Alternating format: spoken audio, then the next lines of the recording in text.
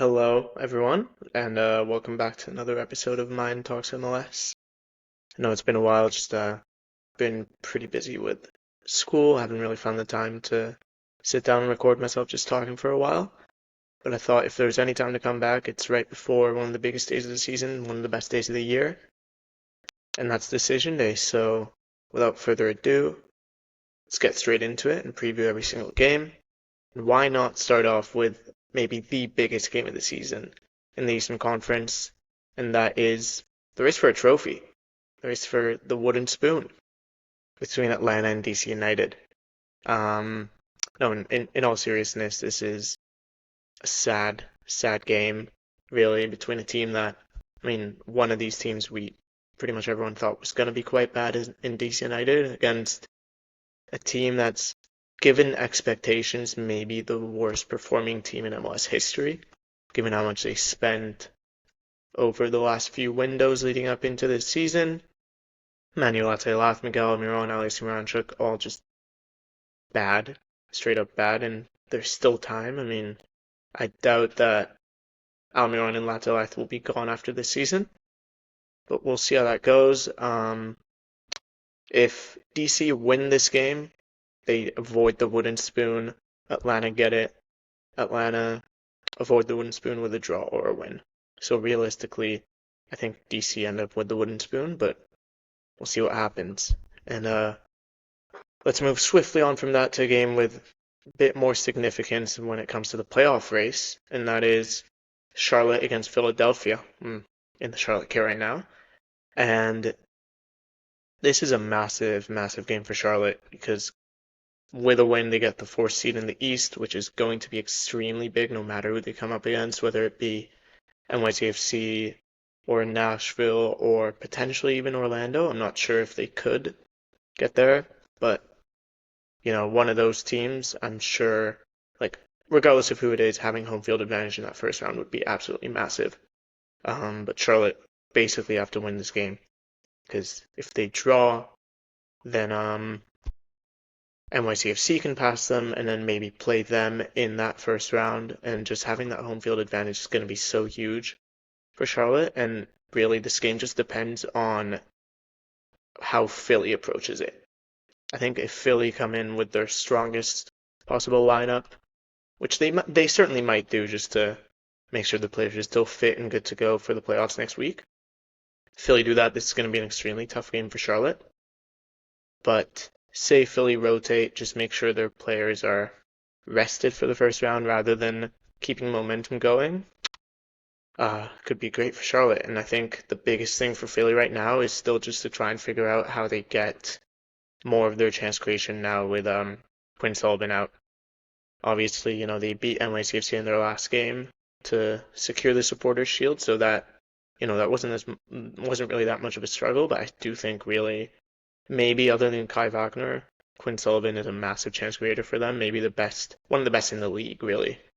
And not having him for this playoff run is going to be huge. So we'll see how they handle that. They've got Indiana Vasilov and Milan Olowski, two great options on the wing, but not exactly chance creators to the same volume. So we'll see how they handle that. It's going to be a really big game there. And then a game that isn't as big, but still could have implications for the wild card race. Maybe potentially this team could get out of the wild card spot, although it's looking unlikely. It's Columbus facing the Red Bulls. Now the Crew, they still have a chance of getting out of the wild card spot, but they would need Orlando to lose to Toronto away from home. But still, it's a decent Orlando side against a not so good Toronto team. And they'd need Chicago to drop points against New England, as well as the Crew beating the Red Bulls in order to get the 7th seed. I think for the Crew, regardless of whether they get out of that wildcard spot or not, it's mostly about getting the guys who came back from injury going and hopefully a win under their belt before the playoffs start. And really this game means nothing for the Red Bulls. There's no point in talking about it anymore, but I think this game is really big for the Crew, regardless of whether or not they end up making it past the eighth seed in into the playoffs just straight up, where they could potentially face FC Cincinnati in the first round of the playoffs, which would be an unreal matchup to watch for a neutral. I think, I think even if Columbus win this and only pass Orlando or only pass Chicago, it would still be massive just to host that wild card game because the atmosphere in Columbus, as we've seen throughout the years, is a crazy atmosphere, especially for those big games. Crew are going to want to win this game, and I think they should, realistically, against a Red Bulls team that has nothing to play for. Now, moving on to the next game, we've got Cincinnati hosting CF Montreal. Now, Cincy have locked up a top three seed in the East, but will want to win here in order to maintain their spot at second in the East, which is where they are right now, and potentially second in the league, depending on other results in the league in the West. So say if they draw and Miami beat Nashville, Miami go up to second, Cincy third. That's really the only movement that can happen there. Cincy win, they stay in second. And I think the attacking trio of Vander, Brenner, and Denke will look to continue thriving against the Montreal team that may have been exciting recently, but still has nothing to play for. It's not a bad opponent to do it against, to have a Vander, Brenner, and Denke continue thriving.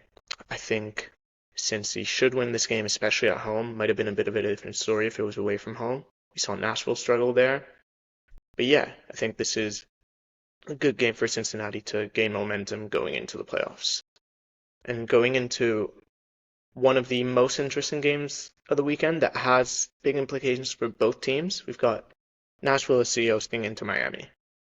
Now, Nashville have an opportunity to finish in the 4th seed in the East with a win here, a draw or loss from NYCFC, and a loss from Charlotte. I mean, Charlotte, like I said, are facing Philly, so there is a decent chance that Charlotte end up losing, and NYCFC also have a pretty tough game against Seattle, who don't have much to play for, but it's still a Seattle team that is fairly good. So it's not completely out of the realm of possibilities that Nashville end up in the 4th seed and get home field advantage for the first round of the playoffs. That being said, they are coming up against an Inter Miami side that will want to win this game to potentially get second in the East, and if not, I mean, stay in third, in which case we might see this game again in the first round of the playoffs, and I'm sure neither team wants to see the other one in the playoffs. Not that many other matchups would be much better for either side. I mean, for Nashville, it's no matter who they come up against, and same thing for Miami, it's going to be a tough game. It's going to be a tough game for Philly in the 1st seed in the first round. Because regardless if it's Orlando, Chicago, or Columbus, they're all tough opponents. But yeah, Miami, I mean, say they win here, Cincinnati drop points, they get that 2nd seed in the East. And on top of all of that, all of what I just said, there is a scenario, although very slim, in which Nashville lose this game and end up as the 8th seed with Orlando and Chicago both passing them. So, in my opinion, this may be the game to watch in the East this weekend. Now, on to the next game, which is New England hosting Chicago. I like Chicago's chances of finishing outside the wildcard spot. I think they've been very good as of late. Obviously, the draw against Toronto was not ideal, but regardless, I mean, they had the 5-3 win against Miami. They've had really good results, and they're going to a New England team that have nothing to play for, and their attack is extremely dangerous. You've got Zinkernagle, who's been one of the best players in the league, and in most other years would easily win Newcomer of the Year if it wasn't for Anders Dreyer, especially because Dreyer isn't going to win MVP. You've got Hugo Kuipers, you've got so many great options in the attack.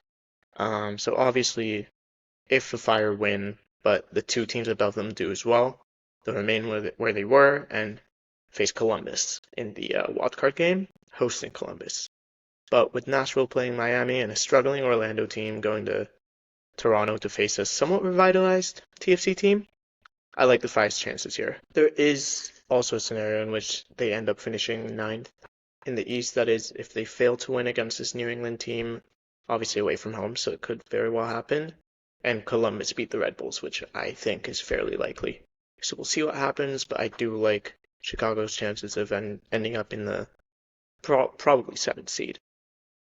Now on to the only cross-conference game of this weekend, obviously because it's a 30-team league. You've got 15 games. One of them has to be between an Eastern and Western team because otherwise you're not gonna have two teams on a bye. Like, I mean, you've had it in past years where a team just doesn't play on decision day and they already know they're eliminated. I think that was the case with DC United either last year or 2 years ago.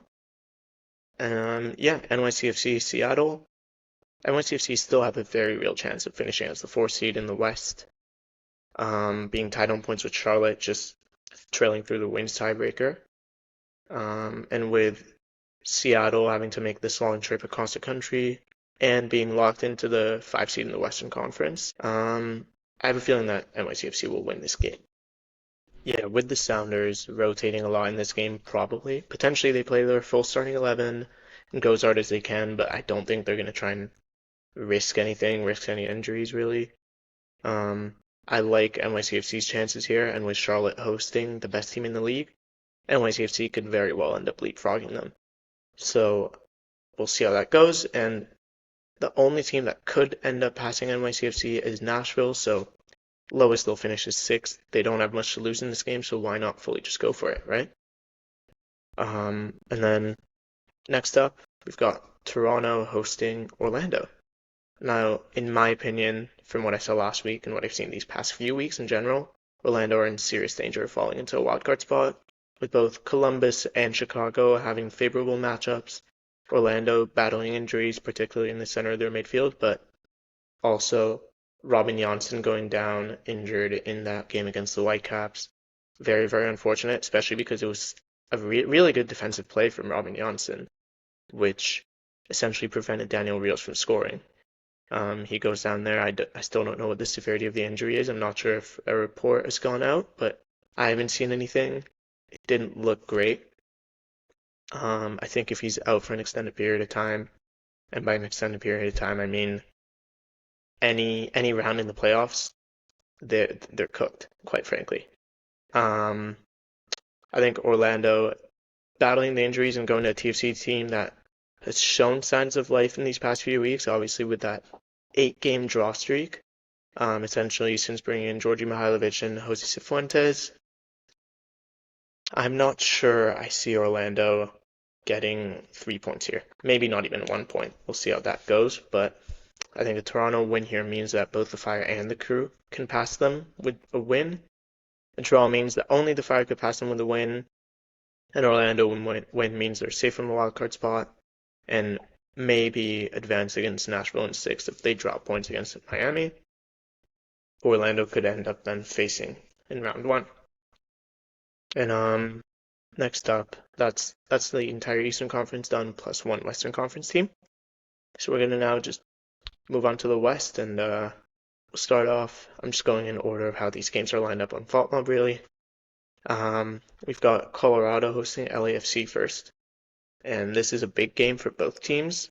LAFC are playing to maybe finish second in the West. Colorado are playing to make their way into the wildcard spot. The Rapids have to get a result from this game in order to make a wildcard game, but they'd need either a loss from both RSL and Dallas if they draw this game, or a loss from one of those as well as San Jose. A win for the Rapids means they just need one of the two teams above them, which is RSL and Dallas, to drop points, but it's not going to be an easy task with an LAFC team that now has Sun and Bouanga back coming into town. And like I said, they're pushing for second in the West. They get that with a win and San Diego dropping points in Portland. And I think LAFC win this game. I mean, I think Colorado have not been in great form lately. Obviously, Paxton Aaronson has looked pretty good since joining, but I just don't think it's enough. And I think LAFC, even if Sun doesn't play the full game, or Bouanga, same thing, I think Bouanga might, because while he does need a lot of work to end up winning the Golden Boot or sharing it with Messi or Surridge, probably Messi, he's going to push for it, and when he wants to score goals, he does. So yeah, I don't really like Colorado's chances here, and I do think they end up missing the playoffs. And next up, we've got the LA Galaxy against Minnesota United. Now, Minnesota do certainly have home field advantage in the first round of the playoffs, but like LAFC, will look to win and potentially finish second or third in the West. But for that to happen, they'd need to win, LAFC to drop points in Colorado, and San Diego to lose in Portland. And I think for me, regardless of where they end up finishing, the most important thing for Minnesota here is to continue what they've been doing. I think it's going to be relatively simple against this Galaxy team that have absolutely nothing to play for, especially now that they're out of the spoon race. I fear that the lack of a number nine presence could be an issue for them in the playoffs. I think obviously they've got good pieces in the attack, and essentially Robin Lod has been playing as that number 9 or false 9 really. But if they were to face a defensively sound team like Seattle, which seems fairly likely in the first round, I don't think it's going to go very well without a proper number 9 up there. But it may not matter if Anthony Marcano continues scoring. It certainly won't matter this weekend coming up against a defensively poor Galaxy side, who I will say look better heading into next season. I saw in a Matt Doyle article on MLS. Essentially, they've been a mid-table team since the halfway point of the season or so. I think obviously they got very unlucky with injuries and just were the worst team in MLS history to start the season. And I think by May or April or so, they were out of playoff contention completely. But yeah, I mean, I think the Galaxy could very well end up being a solid team next season. Now heading into one of the bigger games in the Western Conference this weekend, I'd say. Portland hosting San Diego. Now the Timbers are practically guaranteed to finish as a 7th seed, could potentially drop down to 8th, but it seems extremely unlikely as it would require them to lose to San Diego, which is not super unlikely, but also Dallas to win in Vancouver, which is very unlikely. I'll touch more on that a little bit later, especially with the players Dallas are missing. The Timbers have struggled to win games lately and will certainly be a tough one here again. Not an ideal scenario for a team that may very well end up facing the same San Diego side a week later in the playoffs. So we'll see how that goes. I think for San Diego, they theoretically can finish anywhere from 1st to 4th in the West. A win in Portland guarantees them 2nd in the West at least. If the Whitecaps lose on top of that, they go up to 1st. If they drop points and LAFC win, they finish 3rd.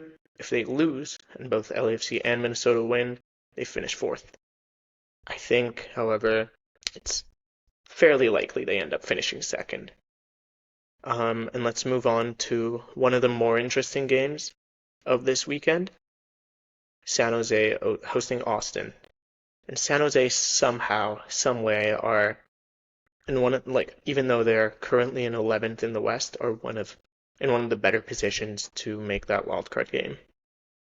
Because Austin are locked into the 6th seed. There isn't really much to be said about them here, but great win against LAFC, who they may end up facing in the first round, albeit this time around they'll be with their 2 dynamic attackers, so it'll be a much different game, or 2 or 3.